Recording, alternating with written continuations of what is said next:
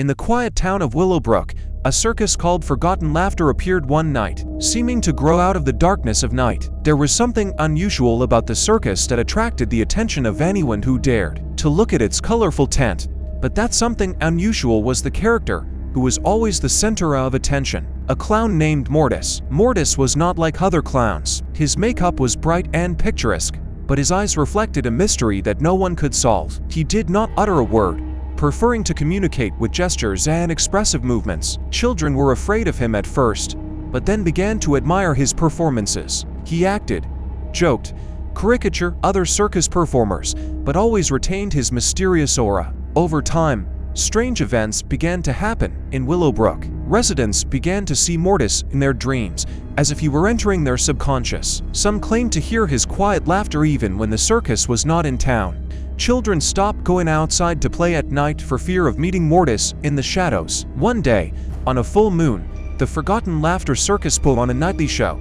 Mortis entered the arena in his usual costume, but this time something was different.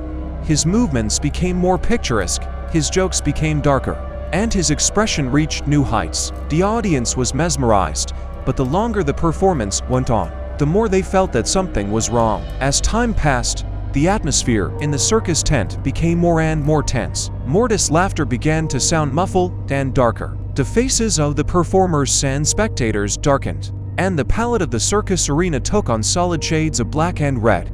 It began to seem to the audience that the circus was consuming them, that reality and fantasy were beginning to merge. Eventually, the atmosphere became so eerie that the audience could not stand it and rushed out of the tent. At that moment, Mortis stopped and raised his hands as if urging them to stay. One by one they stopped, as if an invisible force held them in place. Mortis, with the same puzzled expression on his face, began to slowly change. His skin turned pale and his eyes lit up with an unnatural light. He held his hands up and shadows began to appear around him, wriggling and dancing in time with his movements. The circus tent began to sway, as if on waves of invisible energy.